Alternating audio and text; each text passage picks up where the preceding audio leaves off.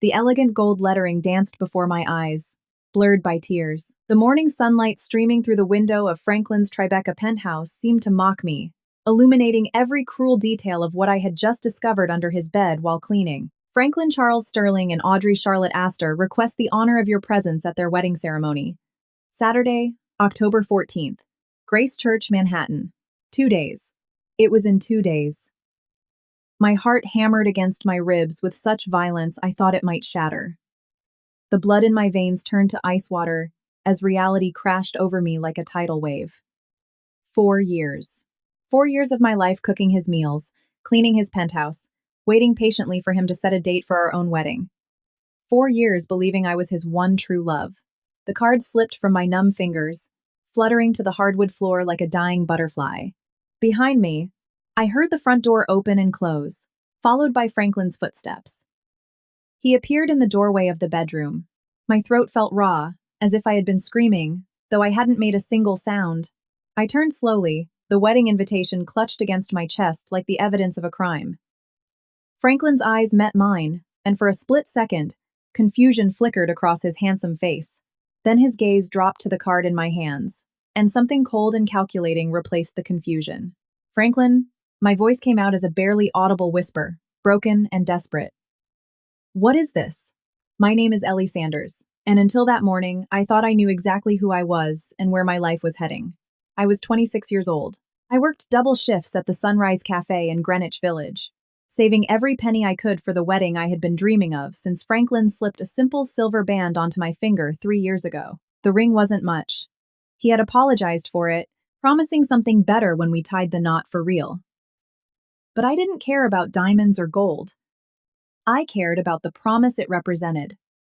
The future we were building together, day by day. Franklin was everything I had never dared to hope for. Tall and confident, with dark hair that always fell perfectly across his forehead. He had a way of making me feel like I was the only woman in the world when he looked at me. He was an investment banker on Wall Street. He wore expensive tailored suits and drove a sleek black BMW that made my beat-up Honda Civic look like a toy car in comparison. We had met 4 years ago when he ducked into the Sunrise during a particularly brutal New York downpour.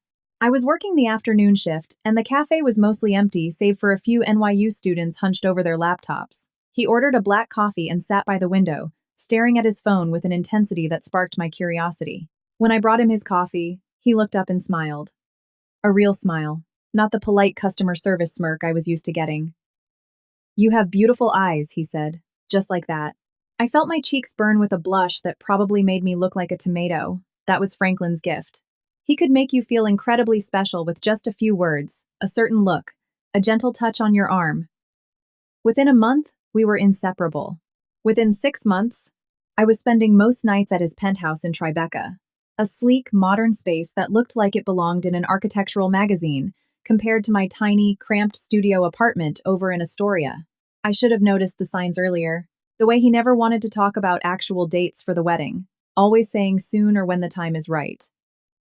How he changed the subject whenever I brought up meeting his family or friends. The mysterious phone calls he took in the other room, speaking in hushed tones.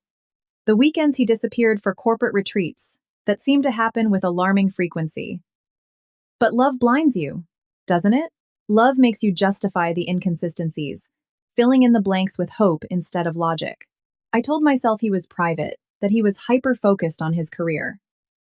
I told myself that when he was ready, when he felt financially secure enough, we would have the wedding of my dreams. Every morning, I woke up in his king-size bed and watched him get ready for work, marveling at how lucky I was. I made his coffee exactly how he liked it, 2 sugars and a splash of milk, and packed his lunch in the expensive glass containers he preferred.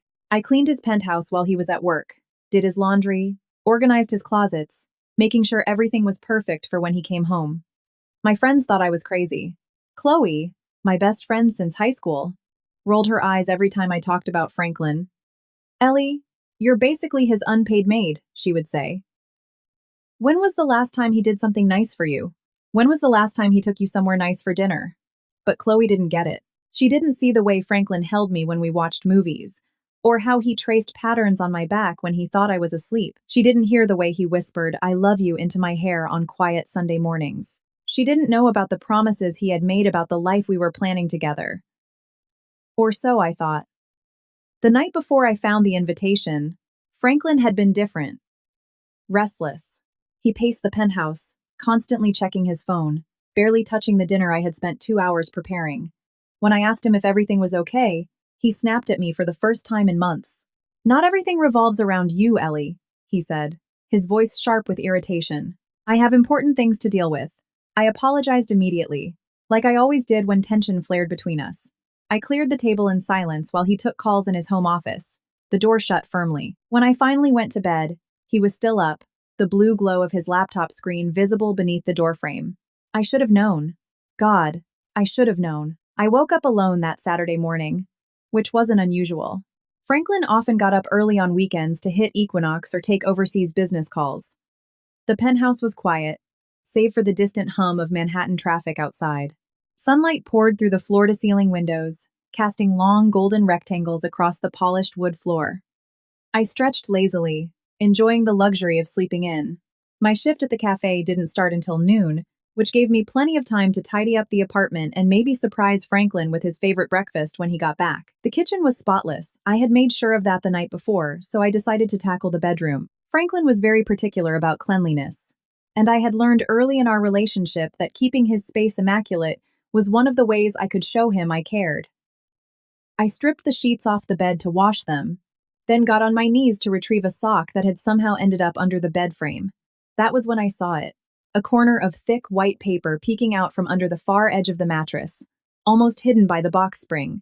At first, I thought it might be a bill or some work document that had fallen. Franklin was always bringing paperwork home. I reached for it, expecting to find a bank statement. Instead, my fingers closed over heavy, expensive cardstock, the kind used for important announcements. Wedding invitations.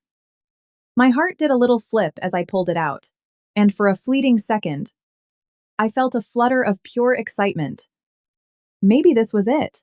Maybe Franklin had been planning a surprise. Maybe he had finally ordered our invitations and hidden them to keep the details a secret until he was ready for a big reveal. But when I flipped the card over and read the elegant calligraphy, the world seemed to tilt on its axis. Franklin Charles Sterling and Audrey Charlotte Astor. The names swam before my eyes as my brain struggled to process what I was seeing. This wasn't our wedding invitation. It was someone else's. A woman named Audrey Charlotte Astor was marrying my Franklin in 2 days, and I was finding out by accident while cleaning his bedroom. My hands started to shake so violently I nearly dropped the card. I read it again, hoping I had misunderstood, hoping it was some kind of typo or a cruel joke. But there it was in black and white, or rather, in gold foil on cream cardstock. The ceremony was scheduled for Saturday, October 14th at 2 p.m. Today was October 12th. 2 days. In 2 days, the man I had been living with for 4 years, the man who had promised to marry me, the man around whom I had built my entire future, was walking down the aisle with someone else. I sank back on my heels, pressing the invitation to my chest, as if it could somehow shield me from the truth it held. My mind raced, trying to make sense of the nightmare. Who was Audrey Charlotte Astor? How long had Franklin known her? How long had he been planning this wedding, while lying to my face every single day? The questions came in a flood, each one more agonizing than the last. He had been seeing her the entire time we were together. Was I just some kind of placeholder? A convenient arrangement while he maintained his real relationship? All those corporate retreats, all those mysterious phone calls, all those times he had been distant and distracted. He had been with her. I thought about all the times I had asked about our wedding, all the times he had deflected or changed the subject. Soon, he always said, when the time is right. All the while, he had been planning a completely different wedding with a completely different woman. The betrayal sliced through me like a physical wound, sharp, deep, and so breathtakingly cruel it left me gasping for air. I had given him everything. My time, my energy, my love, my trust. I had rearranged my entire life around his schedule, his preferences, his needs. I turned down job opportunities that would have required me to move. I declined invitations from friends because he preferred quiet nights in. I even changed the way I dressed because he once mentioned he preferred women with a classic look over anything trendy. And for what? To be discarded like yesterday's trash while he married someone else. I heard the front door open and close.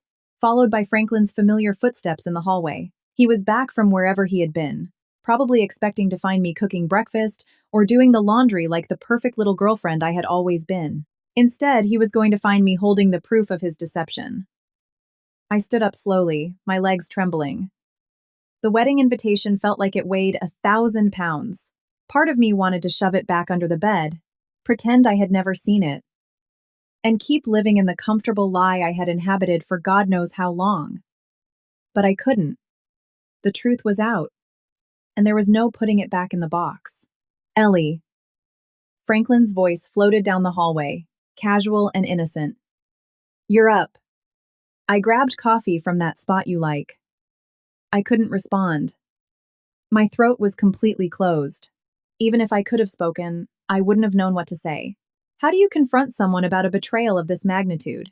His footsteps drew closer, and then he appeared in the bedroom doorway, holding 2 paper cups from the Sunrise Cafe. He was in his gym gear, black shorts, and a fitted t-shirt that showed off the physique he worked so hard to maintain. His dark hair was slightly messy from his workout, a light sheen of sweat on his forehead. He looked so normal, so familiar, so much like the man I had fallen in love with that, for a second, I almost convinced myself this was a terrible misunderstanding. Then his eyes met mine, and I saw the exact moment he noticed the card in my hands. His expression shifted from casual affection to something I had never seen before, a cold, calculating glare that made him look like a total stranger. What is that? He asked, though his tone suggested he already knew. I held up the invitation with shaking hands. You tell me, Franklin, what is this? He set the coffees down on the dresser with deliberate care, buying time to think. When he turned back to me, the mask had slipped completely. The warm, affectionate man I thought I knew was gone, replaced by someone looking at me like I was a logistical error he needed to resolve. Where did you find that? His voice was flat, devoid of emotion. Under your bed. My voice broke as I forced the words out. While I was cleaning. Like I always do. Like the good girlfriend I've been for 4 years. He ran a hand through his hair. A gesture I had always found endearing, but which now seemed calculated and icy. Ellie, listen. No. The word came out louder than I expected. You listen. I want you to explain to me how you are marrying someone named Audrey in 2 days when you've been telling me for 3 years that we're getting married. Franklin's jaw tightened, and for a moment I thought he might try to explain it away, offer some excuse or apology that could make this make sense. Instead, he laughed, a short, bitter sound that chilled my blood. Did you honestly think I was going to marry someone like you? The words hit me like a physical blow. I took a step back as if he had slapped me. What? Ellie, be realistic. He gestured around the luxury penthouse, then pointed at me in my faded pajamas and messy bun. Look at this place. Look at my life. Did you really think I'd tie myself to a barista who can barely make rent? Every word was a knife twisting in my chest. But you said you loved me. You said. I said what you needed to hear. His tone was strictly business, like he was discussing a bad stock trade. You were convenient, Ellie. You cooked, you cleaned. You were always around when I needed company. But marriage? A real future? That was never going to happen. I stared at this man, the man I had spent my entire future around, and realized I had never known him at all. Who is she? I asked. Audrey is. Someone appropriate. He squared his shoulders, slipping seamlessly into the confident, successful persona he wore on Wall Street. Someone from my world. Her father owns a chain of luxury boutique hotels across the Hamptons and Palm Beach. She has an MBA from Wharton. She's the kind of woman a man like me marries. And what am I? The smile that crossed his face was cruel and cold. You're the kind of woman a man like me keeps around until he finds someone better. The room spun. 4 years.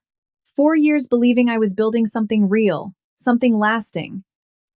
4 years turning down other opportunities, other relationships, other possibilities. Because I thought I had found my person, 4 years being nothing more than a placeholder. I loved you, I whispered, hating how broken I sounded. You loved the idea of me. Franklin walked to his closet and started pulling out clothes as if this conversation was already over. You loved the fantasy of marrying up, of escaping your little coffee shop life. But that was never reality, Ellie. It was never going to be. I looked down at the wedding invitation still clutched in my hands, the elegant calligraphy announcing his marriage to someone else, someone worthy, someone appropriate, someone who wasn't me. "Leave," he said without looking at me. "I need to get ready. I have a bachelor party tonight." A bachelor party. While I had been planning our imaginary future, he had been celebrating his real one, with his real friends, preparing to marry his real fiancé, the woman he had chosen. I stumbled toward the door, my legs barely supporting me. At the threshold, I turned back one last time, hoping to see some flash of remorse, some sign that our 4 years together had meant something to him. Instead, I found him scrolling through his phone, already moving on to the next item on his carefully curated schedule, a life that had never included me as anything more than a temporary convenience. "Ellie," he called out just as I reached the hallway. I turned, a stupid, pathetic glimmer of hope fluttering in my chest. "Leave your key on the kitchen counter on your way out." I don't remember leaving Franklin's penthouse or driving back to Queens. The next thing I knew, I was sitting on the floor of my tiny studio apartment, still in my pajamas, sobbing so hard I could barely breathe. The wedding invitation lay beside me, like state's evidence, its elegant letters blurred by my tears. My phone buzzed with a text from my manager at the Sunrise, asking if I was coming in for my shift. I stared at the screen for a long time before replying that I was sick. It wasn't a lie. I felt like I was dying inside. The walls of my cramped apartment seemed to close in on me as the full weight of my situation hit. I had zero savings to speak of because I had been putting every extra dime into our wedding fund. I had no backup plan because my entire future was built around Franklin. I had few other relationships to fall back on because I had let my friendships fade, choosing to spend all my free time catering to him. I was 26 years old, and I had nothing to show for the last 4 years except a broken heart and a mountain of lies. The grief came in waves, each one more devastating than the last. I cried for the wedding I would never have, for the future that had been stolen from me, for the naive girl who had believed love was enough.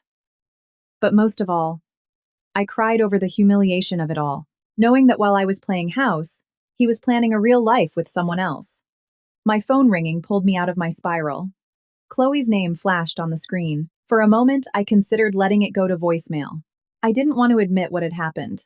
I didn't want to see the pity in her eyes when she realized how thoroughly I had been played. But I needed someone. Anyone. "Hey, babe."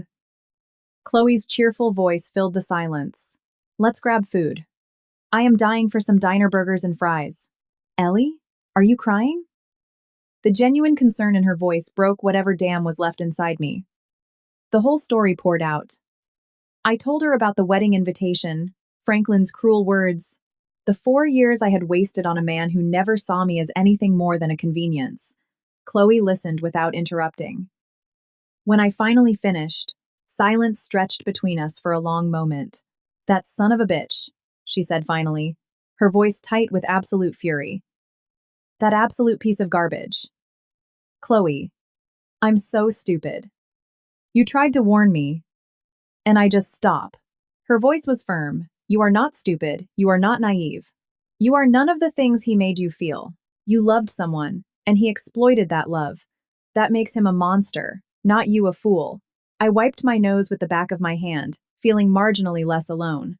What am I supposed to do now? He gets married in 2 days, and I'm sitting here in pajamas crying over a man who never loved me. "First, you're going to get up and take a shower," Chloe said. "Then you're going to eat something. And then we are going to figure out how to make him pay for what he did to you." "Chloe, I can't." "Can't what?" "Can't stand up for yourself? Can't demand justice?" "Ellie, this man stole 4 years of your life. He lied to you every single day. He made you believe you were building a future while he planned to marry someone else. Are you really going to let him ride off into the sunset with his perfect bride while you sit here destroyed?" Something in her tones sparked a flame in my chest. Small at first, but growing stronger. "What are you suggesting?" "I'm suggesting that Franklin Charles Sterling is about to learn that actions have consequences. I'm suggesting that his perfect wedding day might not go exactly as planned." The flame flared brighter. "Chloe, I can't crash his wedding. That's insane." "It is. But is it more insane than what he did to you?" "Ellie, this man broke you. He threw away 4 years of your life like they meant nothing. He called you a barista like it was something to be ashamed of. He made you feel small, worthless, and disposable. Every word hit its mark, feeding the fire growing inside me. Chloe was right. I was broken, but I didn't have to stay that way. Besides, Chloe continued, don't you think his future wife deserves to know what kind of man she's marrying? Doesn't she have the right to know he's been living with another woman for 4 years? I thought about Audrey Charlotte Astor. This woman I had never met, who was about to make the exact same mistake I did. Did she know I existed? Was she as clueless as I had been? Or was she complicit in the lie? I need to think about it, I said. But even as the words left my mouth, I could feel my resolve hardening. Don't think too long, she warned. The wedding is in 2 days. If we're going to do this, we need to move fast. After hanging up, I sat in the silence of my apartment, the invitation still on the floor beside me. Franklin's words echoed in my head. You're the kind of woman a man like me keeps around until he finds someone better. But maybe he was wrong. Maybe I wasn't the kind of woman who fades away quietly when she's no longer wanted. Maybe I was the kind of woman who fights back. I picked up my phone and scrolled through my contacts until I found my brother Bryce's number. If I was going to do this, I needed backup. Bryce? It's Ellie. I need your help with something. It's going to sound crazy, but I need you to trust me. When I finished explaining the situation, my brother's voice was trembling with barely contained rage. Ellie, I'm going to kill him. No, you're not. But you are going to help me make sure his wedding day is one he'll never forget. Whatever you need, sis. Whatever you need. I called Chloe back. Then my cousin Lily. And my friend Ethan from the cafe. One by one, I assembled a small army of people who loved me. People who were outraged on my behalf. People who were willing to stand by my side when I faced Franklin again. Because I was going to face him again. Not as the broken, humiliated woman who had walked out of his penthouse that morning, but as someone who refused to be thrown away without a fight. The wedding was in 2 days. That gave me 48 hours to plan, to prepare, to forge my broken heart into something much more powerful. Revenge. Grace Church stood like a Gothic fortress of white marble against the crisp October sky. Its spires reached upward, seemingly asking for divine blessing upon the union about to take place inside. The street was lined with cars, expensive cars, that whispered of old money and established families. Mercedes, Teslas, and even a Bentley parked near the main steps. I sat in the passenger seat of Chloe's Honda Civic across the street, watching the guests arrive in their designer dresses and bespoke suits. These were Franklin's people, I realized, his real people. The ones I had never been introduced to in 4 years because I didn't belong in his world. Are you sure about this? Chloe asked from the driver's seat. She wore a simple black dress that could pass as wedding appropriate, her dark hair pulled back in an elegant bun. In the back seat, my brother Bryce nervously adjusted his tie. He had borrowed a suit from his roommate, and though it didn't fit perfectly, he looked respectable enough to blend into the crowd. I'm sure, I said, though my hands shook as I checked my reflection in the visor mirror one last time. I had spent the last 2 days preparing for this moment, not just emotionally, but practically. I had gone shopping with Chloe, using the last of my savings to buy a dress that would help me blend in with Franklin's crowd, a navy blue sheath dress, simple but elegant, paired with heels that made me 3 inches taller and infinitely more confident. More importantly, I had done my research. A few strategic phone calls to mutual acquaintances, careful social media stalking, and a conversation with Franklin's chatty Tribeca neighbor had given me everything I needed to know about Audrey Charlotte Astor and her family. She was 24, a recent Wharton grad, and the daughter of Leonard Astor, who owned a massive chain of boutique hotels on the East Coast. She was beautiful in the way that money can make you beautiful. Perfect teeth, perfect hair, perfect everything. And, according to her Instagram, she was completely unaware that her fiancé had been living with another woman for the past 4 years. Remember the plan, I told my small crew. Chloe and Bryce walk in first, blend in with the guests. Lily and Austin are already inside. They got here early to scout the layout. Ethan is outside with his camera, ready to document whatever happens next. We've got your back, Bryce said, reaching up to squeeze my shoulder. That bastard is going to get exactly what he deserves. I watched as more guests filed into the church, their laughter and chatter drifting across the street. Somewhere inside, Franklin was probably adjusting his tuxedo and checking his Rolex, counting the minutes until he could officially close the Ellie chapter of his life. He had no idea that chapter wasn't over yet. At 1:45 p.m., 15 minutes before the ceremony was scheduled to begin, I saw her. Audrey Charlotte Astor stepped out of a white Rolls-Royce, and even from across the street, she was stunning. Her wedding dress was a masterpiece of silk and lace that probably cost more than I made in 6 months. Her veil flowed behind her like a cloud, and her smile was radiant as she posed for the photographers gathered to capture her perfect day. She looked genuinely, breathtakingly happy. For a second, I almost chickened out. But then I remembered Franklin's words. "You're the kind of woman a man like me keeps around until he finds someone better." I remembered the cruelty in his voice, the way he had discarded 4 years of my life as if they meant nothing. Audrey deserved to know what kind of man she was marrying, and Franklin deserved to face the consequences of his lies. "It's time," I said. We crossed the street together, my little army flanking me as we approached the church steps. The massive wooden doors were propped open, and I could hear the soft murmur of conversation from inside, punctuated by the delicate notes of a string quartet. The sanctuary was even more stunning than I had anticipated. Soaring vaulted ceilings, stained glass windows casting rainbow patterns across the stone floor, and enough floral arrangements to supply a small botanical garden. White roses and peonies draped over every surface, their sweet fragrance heavy in the air. The guests were seated in neat rows, their attention focused on the altar where Franklin waited. He looked incredibly handsome in his custom black tuxedo, his dark hair styled perfectly, his posture confident and relaxed. This was his moment, his perfect day, his carefully orchestrated transition from one life to the next. I slipped into a pew near the back, my heart hammering so violently I was sure everyone could hear it. Chloe sat beside me, finding my hand and squeezing it tight. Bryce sat on my other side, his jaw clenched with barely suppressed anger. The music shifted, signaling the start of the processional. The bridesmaids, in pale blush dresses, began their slow walk down the aisle, followed by flower girls scattering rose petals. The guests stood as the bridal chorus began, and all eyes turned toward the back of the church. Audrey appeared in the doorway on her father's arm. She was even more beautiful up close, her face glowing with joy and anticipation. She had no idea her perfect day was about to turn into a nightmare. As she began her walk down the aisle, the music screeched to a halt. Heads snapped in my direction. Confusion rippled through the crowd like a physical wave. Audrey froze midway down the aisle, frowning as she tried to understand what was happening. Franklin's face went paper white the moment he saw me. For a split second, our eyes locked across the crowded sanctuary, and I saw pure, unadulterated terror flicker in his gaze. Good. He should be terrified. "I am so sorry to interrupt," I continued, stepping out into the center aisle.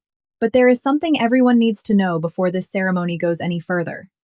"Security," Franklin's voice cracked as he yelled, but the church security was minimal, just an elderly usher who looked more confused than threatening. "My name is Ellie Sanders," I announced, my voice growing stronger with every word.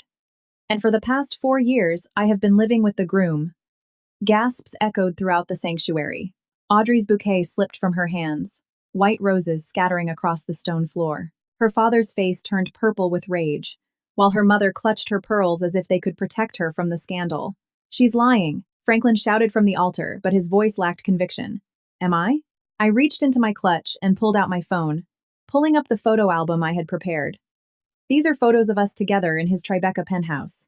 The penthouse where I have been living, cooking his meals, doing his laundry, and planning our wedding for the last 4 years. I held up the phone, showing a selfie of Franklin and me from just last month. We were in his kitchen, his arms wrapped around me from behind, both of us smiling at the camera. It was one of dozens of similar photos I had, documenting a relationship Franklin was now trying to pretend never existed. "He told me we were getting married," I continued, making sure my voice reached every corner of the church. "He gave me a ring, he made promises. And 2 days ago, I found your wedding invitation hidden under his bed while I was cleaning his apartment." Audrey's face crumpled, and she sank heavily into a nearby pew as the full weight of my words hit her. Her bridesmaids rushed to her side, their blush dresses in stark contrast to the white roses scattered at their feet. "Do you want to know what he said when I confronted him?" I asked, turning to address the crowd directly. "He said I was just a barista. That I wasn't good enough for him. He said I was convenient. He told me I was the kind of woman a man like him keeps around until he finds someone better. The sanctuary erupted in whispers and shocked exclamations. Several guests were already pulling out their phones, no doubt preparing to broadcast this elite drama to their social media followers. Others were standing up, preparing to abandon the disastrous wedding altogether. Audrey, I called out, my voice softening, I am not here to hurt you. I am here because you deserve to know the truth about the man you are about to marry. You deserve to know that he has been lying to both of us. Audrey looked up at me, tears streaming down her face, her flawless makeup ruined. Is it true? She whispered. But her question wasn't directed at me. All eyes turned back to Franklin, who was frozen at the altar like a deer caught in headlights. The confident, successful Wall Street banker I had fallen in love with was gone, replaced by someone who looked small, desperate, and trapped. Franklin, Audrey's voice was louder now, ringing clearly in the dead silent church. Is it true? For a long moment, Franklin said nothing. He just stood there in his custom tuxedo, his mouth opening and closing like a suffocating fish. The silence stretched until it became unbearable, filled only by Audrey's quiet sobs and the distant sound of New York traffic. Finally, he found his voice. Audrey, I can explain. Explain what? Her father's voice boomed through the church as he stormed down the aisle, his face a mask of fury. Explain how you've been living with another woman while engaged to my daughter? Explain how you've made a mockery of our family? Mr. Astor, please, if you'll just listen, I've heard enough. Leonard Astor's voice was glacial. Security! I want this man removed from my daughter's wedding immediately. But before anyone could move, Franklin's panic took over completely. You can't do this to me! He screamed, pointing an accusing finger at me. She's lying! She's a crazy ex-girlfriend who can't accept that it's over. She's trying to ruin my life.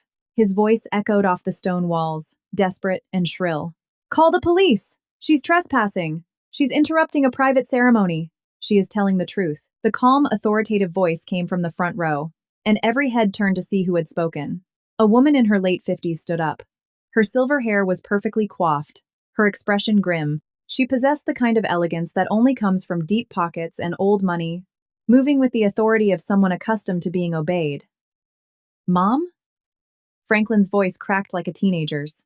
Eleanor Sterling, Franklin's mother, whom I had never met in 4 years of dating, her son stepped slowly out of her pew, her designer heels clicking against the stone floor. I have been trying to reach you for weeks, Franklin, ever since I read about this wedding in the society pages. She stopped in front of Audrey, her stern expression softening slightly.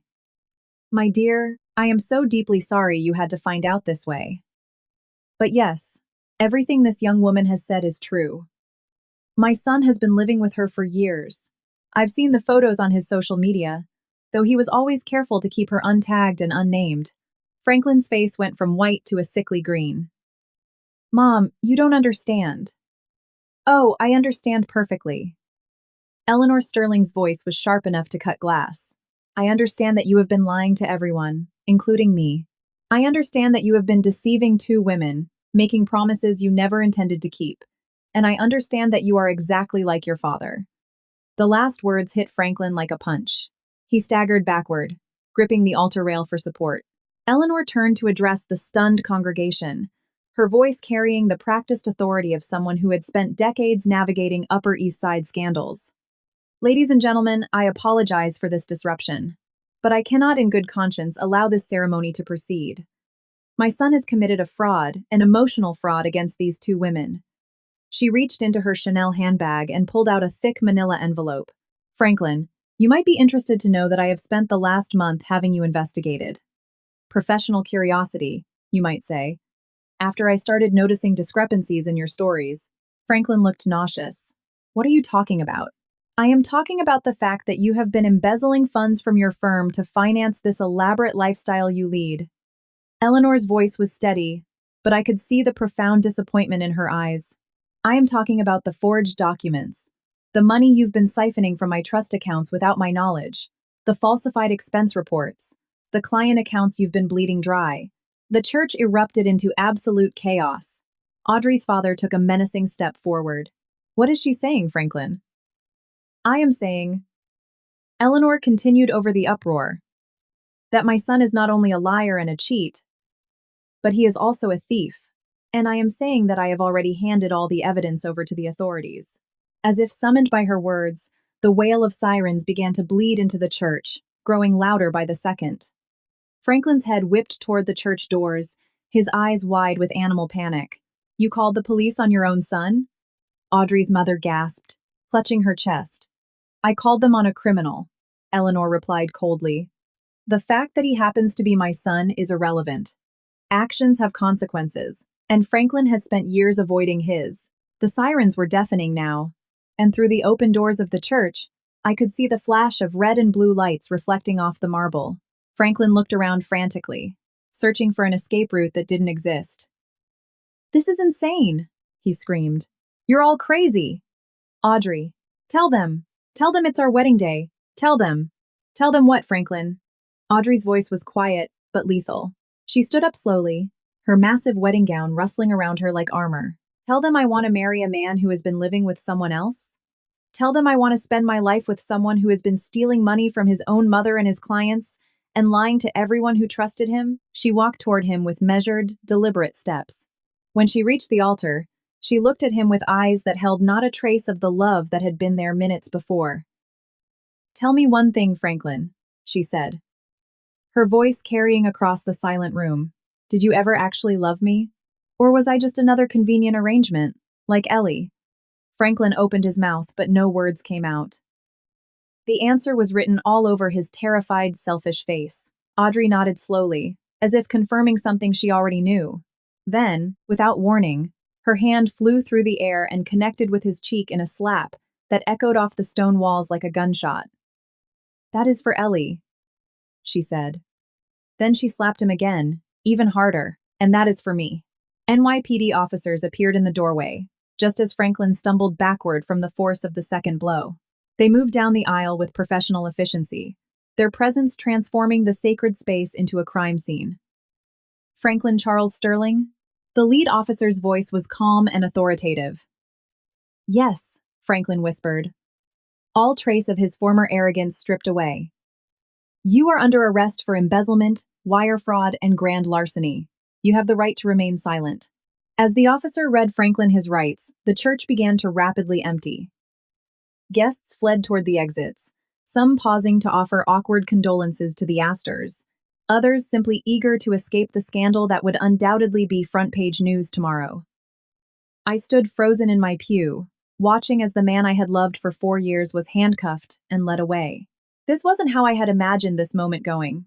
I wanted justice, yes, but I never expected it to be so swift, so complete, so utterly devastating. Ellie. The voice was soft, and I turned to find Audrey standing beside my pew. Up close, I could see she was younger than I thought, probably closer to 22 than 24.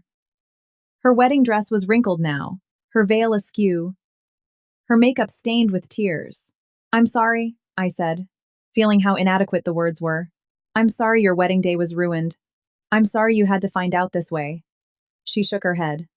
Don't apologize. You saved me from making the biggest mistake of my life. She paused, studying my face. How long did you say you were with him? 4 years. 4 years, she repeated, her voice filled with awe and horror. 4 years of your life wasted on him. I am so sorry. I'm sorry too, I said. For both of us. We stood there for a moment. 2 women who had been profoundly betrayed by the same man. Unite would have destroyed us both. What will you do now? Audrey asked. I looked around the church at the scattered rose petals, the abandoned ceremony programs, the altar where Franklin had stood so confidently in his deception just minutes before. I don't know, I admitted. Start over, I guess. Figure out who I am when I'm not trying to be what someone else wants me to be. Audrey nodded. Me too.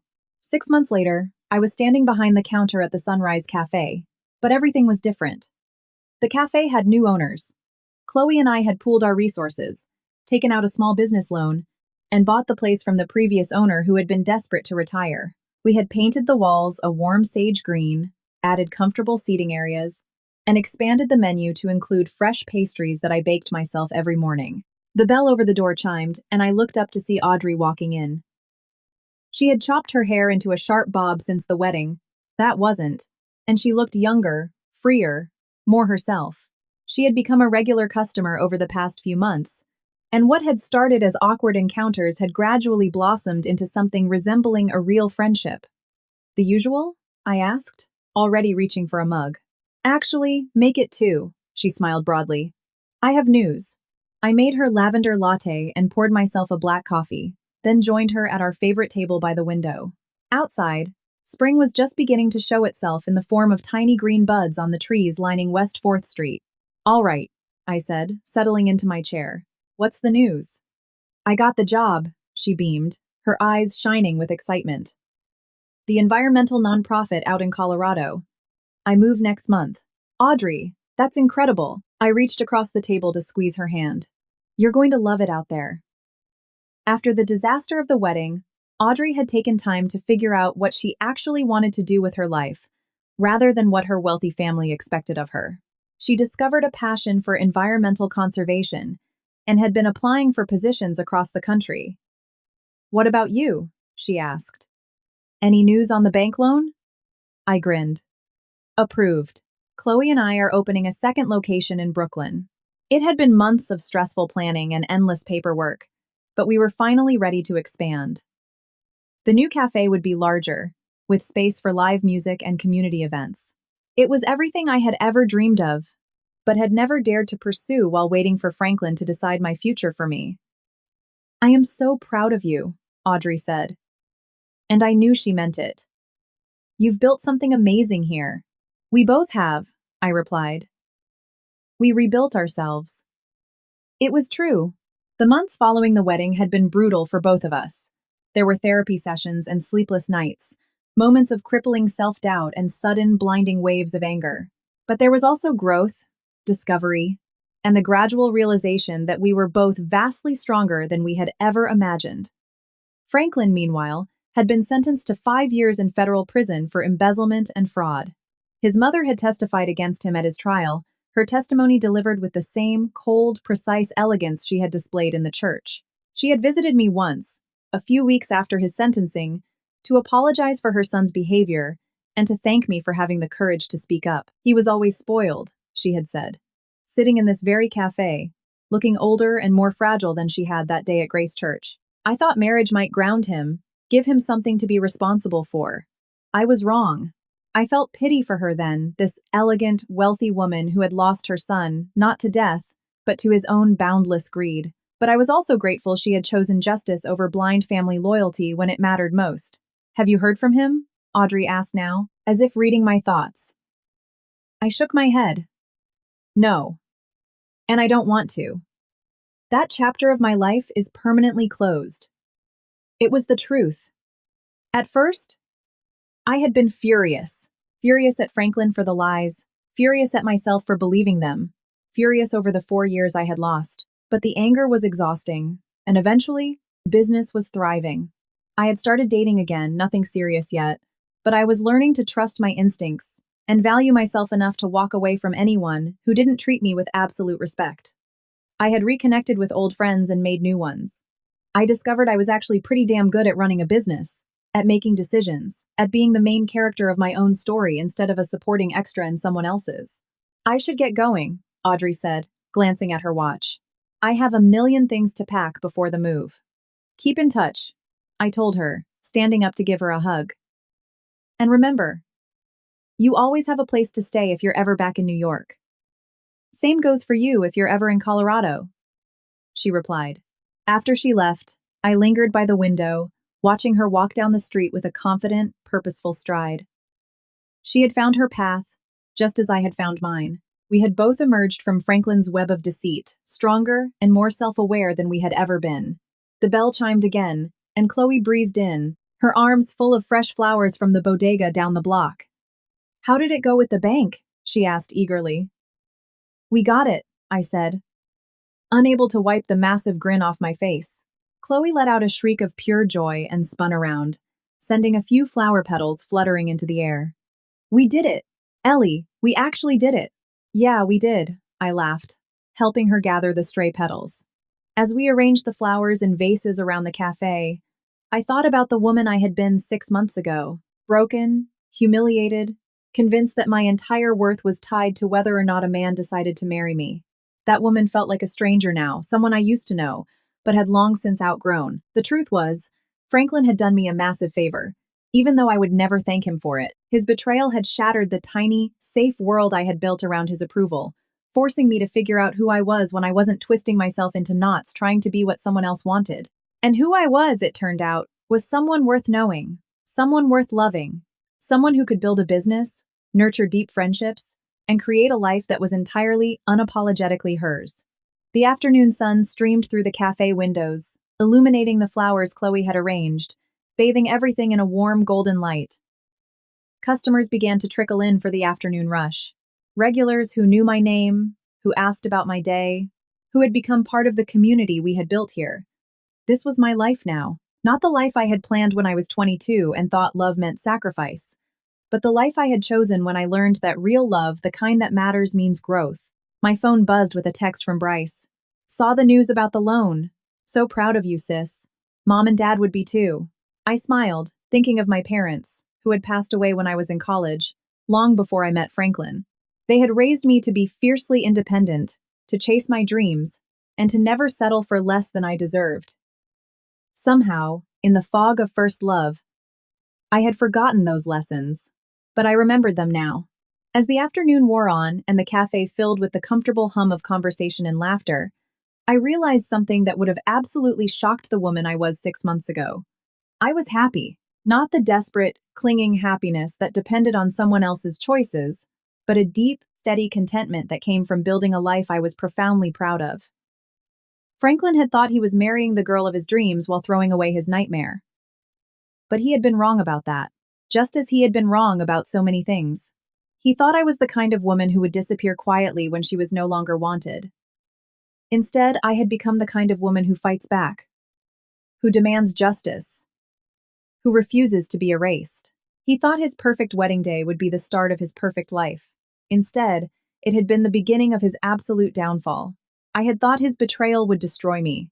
Instead, it had set me free. As I locked up the cafe that night, I caught my reflection in the glass door. The woman staring back at me was confident, successful, and surrounded by people who valued her for who she was, rather than what she could offer them. She was everything the terrified, heartbroken girl from 6 months ago had never dared to dream she could be. Franklin had been right about exactly one thing.